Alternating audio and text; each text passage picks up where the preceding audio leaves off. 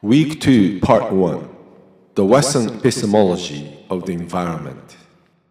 In last week's session, we examined the environmental history from the perspective of humanity's impact on the Earth.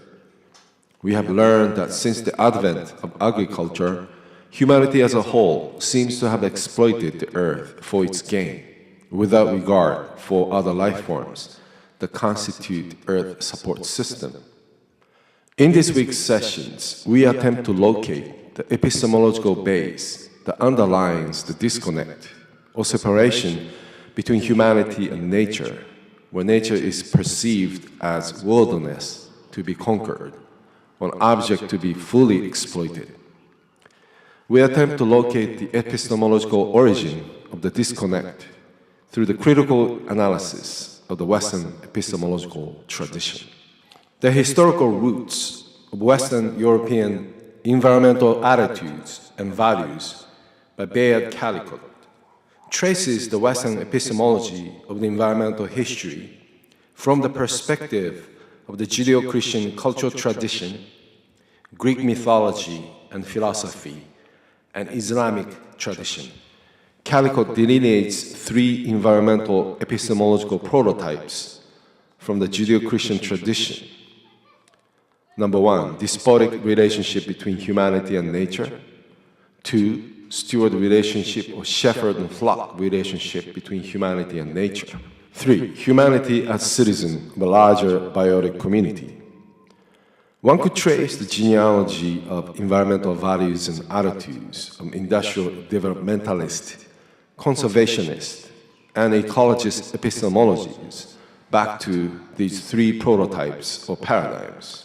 The epistemology of Greek philosophy provides a key to the logic of industrialism, whose scientific logic is rooted in the Greek philosophical system.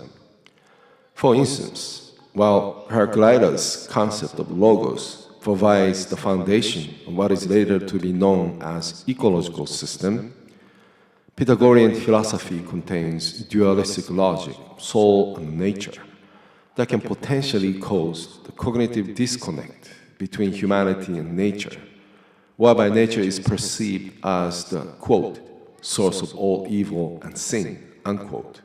The Pythagorean paradigm dominated Plato's dualism, Aristotle's hierarchical order, and Democritus' atomic theory. Together, they all contributed to the mechanistic view of nature that became prevalent in the Western scientific epistemology, such as in the Enlightenment philosophy of the 17th to 18th century. Most notably, René Descartes advanced the ideas that animals, plants, machines belong to the realm of inanimate objects, as they lack the rational faculty. Islam, according to Caldicott, also shares the despotic relationship as well as the steward or shepherd and flock relationship with the Judeo-Christian tradition from which it originated.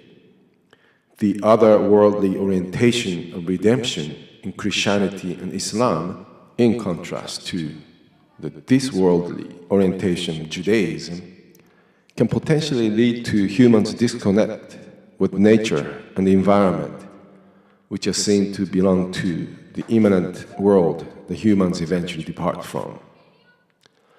Caldicott also finds the strong sense of justice in Islam as the reinforcement mechanism for the protection of the environment as a common property of humanity.